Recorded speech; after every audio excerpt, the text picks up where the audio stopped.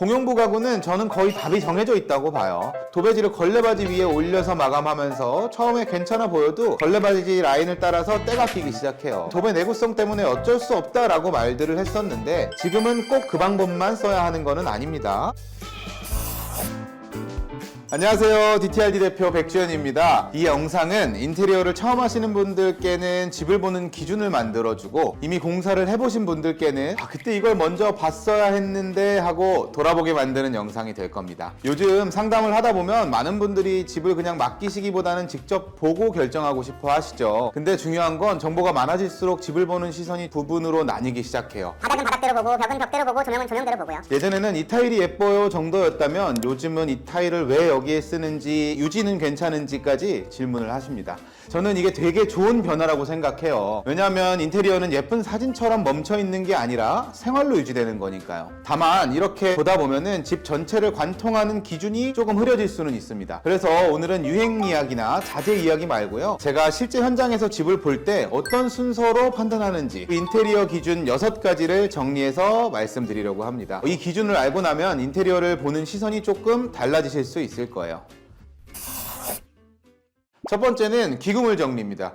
우선 인테리어에서 제가 제일 먼저 보는 건 벽지나 바닥재 같은 마감재가 아니고 기구물이에요. 왜냐하면은 집이 어지럽게 느껴지는 이유가 공간이 작아서가 아니라 시선이 분산돼서인 경우가 정말 많거든요. 벽면에는 보통 비디오폰, 보일러 조절기, 스위치, 콘센트, 스피커, 비상등 같은 것들이 있고 천장에는 디퓨저, 조명, 스프링클러, 감지기, 감지 센서 등 생각보다 기구물들이 많아요. 이게 제각각 따로 놀면은 사람 눈이 계속 정보를 읽게 되어 있습니다. 그러면 집은 절대 편안해 보일 수가 없어요. 그래서 저는 기구물을 정리할 때 딱 3가지로 접근합니다. 첫 번째, 줄인다. 안 써도 되는 건 과감하게 줄여줍니다. 집을 깔끔하게 만드는 첫 번째는 추가가 아니라 삭제해주는 거라고 생각하고 있어요. 둘째, 이동한다. 크기도 색상도 다른 각종 컨트롤러들이 모여져 있는 경우들이 있어요. 이 제품들이 시간이 지나면서 변색되고 집 전체를 아주 골치 아프게 만들거든요. 이럴 때 각각 용도에 맞게 위치를 분산시켜 줍니다. 자, 그리고 세 번째는 정리한다. 매립하거나 정리함으로 넣거나 가구 라인 안쪽으로 넣습니다. 핵심은 숨겨주는 게 아니라 시선의 흐름을 방해하지 않게끔 하는 정리이죠. 이게 되면 집이 처음부터 잘 설계된 공간처럼 보이고 집의 완성도와 유지력이 동시에 올라갑니다. 두 번째는 몰딩 없애기. 몰딩은 취향 문제 같지만 사실은 공간을 끊어버리는 장치가 되는 경우가 많아요. 몰딩이 있으면 벽과 천장의 경계가 굉장히 선명해집니다. 이러면 시선이 위에서 끊기고 공간이 낮아 보이거나 단절돼 보일 때가 있어요. 근데 더 중요한 문제는 마감재가 만나는 지점이죠. 몰딩이 있으면 도어, 중문, 타일, 가구들이 만나는 지점에서 경계가 굉장히 애매해지기 때문에 마감이 깔끔하게 떨어지지가 않습니다. 단차가 생기고 경계가 어색해지고 실리콘들이 그렇다 보니까 늘어나고 유지력이 떨어질 수뿐이 없는 거죠. 몰딩을 없애면 시공 난이도는 올라가요. 대신 결과는 훨씬 깨끗해집니다. 집이 정리돼 보이는 상태는 대부분 뭔가를 더해서가 아니라 불필요한 경계를 빼서 만들거든요. 몰딩을 없애는 건 장식을 빼는 게 아니라 새로운 연결을 만드는 거라고 생각하시면 될 것 같습니다. 자, 다음은 가구 정리입니다. 공용부 가구는 저는 거의 답이 정해져 있다고 봐요. 주방, 신발장, 거실장인데 여기서 규격 가구를 쓰면 서라운드가 생길 확률이 높습니다. 서라운드라는 건 가구가 벽이나 천장에 딱 맞게 떨어지지 않을 때 윗면이나 옆면을 마감재로 한 번 더 돌려서 빈 공간을 가리는 부분을 말해요. 쉽게 얘기하면 가구가 덜 맞아서 생기는 틈을 테두리로 한 번 더 감싸는 마감입니다. 이게 왜 생기냐면요, 규격 가구는 사이즈가 정해져 있잖아요. 근데 집은 전부 달라요. 벽도 완벽하게 직각이 아니고 천장도 수평이 조금씩 틀어져 있습니다. 그래서 규격 가구를 넣으면 어딘가에는 꼭 틈들이 발생하게 돼 있어요. 그 틈을 그냥 둘 수가 없으니까 위나 옆을 마감재로 덮게 되죠. 그게 바로 서라운드입니다.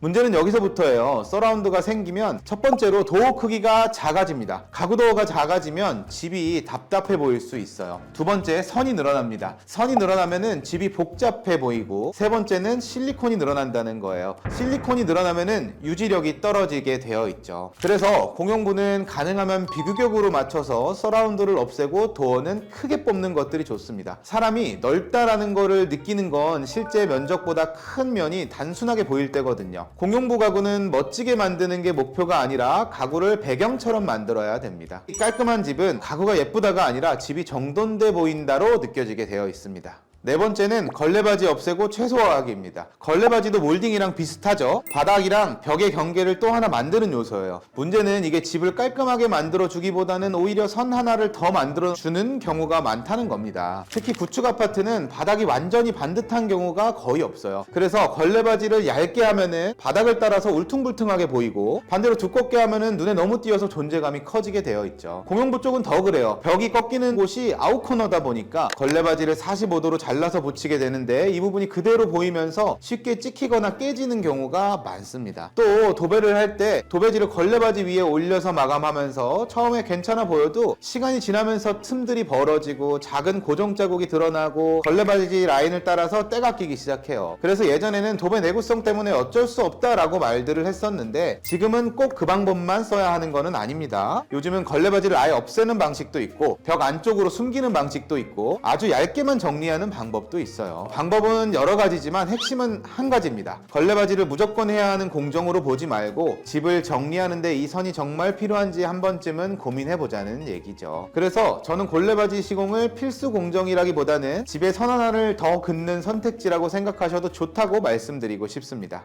다섯 번째는 도어 형태 정리하기예요. 집에 반복되는 요소가 있는데 그게 바로 도어입니다. 반복되는 것들이 잘 정리되어 있으면은 리듬인데 정리가 잘 안 돼 있으면은 지저분함이 되죠. 가정집 도어는 터닝도어, 중문, 방문 같은 것들이 있고 형태는 여닫이, 슬라이딩, 포켓 슬라이딩 등 다양합니다. 공용부에서 가장 반복되는 게 도어인데 여기 형태가 정리되어 있지 않으면 집이 절대 깨끗할 수가 없습니다. 방문은 문틀 노출이 면으로 보이기 때문에 노출을 최소화한 것들이 요즘에 기본적으로 사용하는 9mm 문선이에요. 물론 9mm 문선도 좋은 방법입니다. 다만 여기서 한 단계 더 나아가면은 도어 윗부분이 벽면으로 이어져서 보이지 않고 벽체들이 분절된 덩어리로 보이게 할 수 있게끔 스텝도어나 히든도어 같은 방식도 고려할 수 있겠죠. 이렇게 하면은 벽이 중간에서 끊이지 않고 공간이 훨씬 더 정돈돼 보입니다. 슬라이딩 도어도 마찬가지입니다. 슬라이딩 자체가 문제라기보다는 천장에 노출되거나 벽면에 노출되는 하드웨어가 문제인 경우가 많아요. 레일이나 상부 장치가 크게 드러나면은 그만큼 시선이 복잡해지고 천장이 어수선해 보일 수 있습니다. 그래서 가능하면 하드웨어 노출이 적은 형태가 정리돼 보이는데 유리하겠죠. 다음으로 중문이나 터닝도어는 여기에서 더 조심해야 됩니다. 이 도어들은 유리가 들어가다 보니까 문틀 프레임뿐만 아니라 문짝에도 프레임이 같이 노출되게 되어 있기 때문이에요. 프레임들이 겹치면서 자연스럽게 단차가 생기고 그 단차가 쌓이면서 집이 점점 복잡해 보일 수가 있어요. 그래서 저는 보통 문틀 프레임 노출을 최소화할 수 있는 슬라이딩 형태의 중문을 선호합니다. 다만 그 전에 항상 먼저 판단하는 게 있습니다. 이 공간의 중문이 정말 필요한가?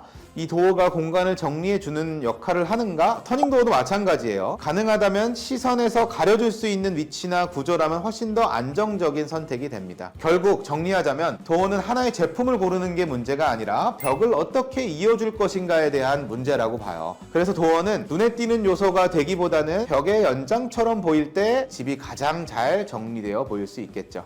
자, 여섯 번째 마지막으로 조명 정리입니다. 조명은 분위기 이전의 공간을 어떻게 느끼게 할지를 결정하는 도구예요. 특히 천장을 보면 그 차이가 확실합니다. 정리된 천장을 만드는 데 있어서 조명은 굉장히 중요한 요소거든요. 가운데 기본등 하나로 집 전체를 밝게 비추게 되면은 음영이 거의 없이 쨍한 공간이 만들어지죠. 그러면은 공간이 입체적으로 느껴지기보다는 전체가 한 장면처럼 평면으로 읽히게 되고 자연스럽게 공간감도 줄어들게 됩니다. 그래서 공용부에 공간감을 주고 싶다면 조명을 더 달고 밝게 하는 것보다는 필요 없는 조명들을 줄여보는 게 오히려 더 좋은 경우가 많습니다. 조명은 용도별로 각각의 역할이 있어요. 조리 공간은 손이 잘 보여야 되니까 작업등이 많이 필요하고 식탁은 시선이 모이도록 집중되는 조도가 괜찮겠죠. 소파 공간은 밝기보다는 편안함이 중요하기 때문에 조도를 낮춘 휴식 조명이 어울리고 복도처럼 잠깐 지나가는 공간은 굳이 밝을 필요 없이 최소한의 조도만 있어도 충분합니다. 이렇게 공간마다 조명의 역할을 나눠주면 집이 훨씬 입체적으로 읽히기 시작해요. 여기에 간접 조명이나 플로 스탠드 등을 활용해서 전체적인 밝기 밸런스만 잡아주면 연출된 집처럼 살아납니다. 예를 들어 집을 환하게 만들려고 할 때 복도에 다운라이트를 일자로 쭉 놓는 선택을 하시는 경우가 있어요. 이렇게 되면은 밝힐 필요가 없는 공간의 천장이 덜 정리되어 보이게 하고요. 거실과 식탁과 조도가 똑같아지면서 공간의 인상이 평면적으로 느껴지게 됩니다. 그래서 조명은 얼마나 밝은가 보다 어디를 어떻게 할 것인가를 먼저 생각하는 게 좋습니다. 네, 오늘 영상 어떻게 보셨나요? 오늘 말씀드린 내용들은 비싼 자재 추천이나 유행하는 스타일 얘기가 아닙니다. 벽면의 기구물, 몰딩, 가구, 걸레바지, 도어, 조명 이 6가지는 어떤 마감재를 선택하더라도 집을 정돈돼 보이게 만드는 기준 같은 것들이에요. 그리고 정돈돼 보이는 집은 대부분 시간이 지나도 잘 유지가 됩니다. 인테리어는 무엇을 쓰느냐보다 어떤 기준으로 정리했느냐가 먼저일 수 있다고 고민해 보셔야 돼요. 이런 기준들이 먼저 잡혀 있으면 다음 선택들은 자연스럽게 정리가 될 거예요. 마감재도 그때부터는 취향의 영역이 되는 거고요. 오늘 영상 보신 분들은 이제부터 인테리어 보실 때 자재부터 보지 마시고 시선이 편안하게 머무는 집인지 유지가 오래될 수 있는 집인지 이 기준으로 집을 보시면 분명히 공사 결과가 달라질 겁니다. 이상으로 DTRD 대표 백지현이었습니다. 오늘 영상 유익하게 보셨다면 구독과 좋아요 부탁드리고 저는 다음 컨텐츠로 또 인사드리도록 하겠습니다. 감사합니다.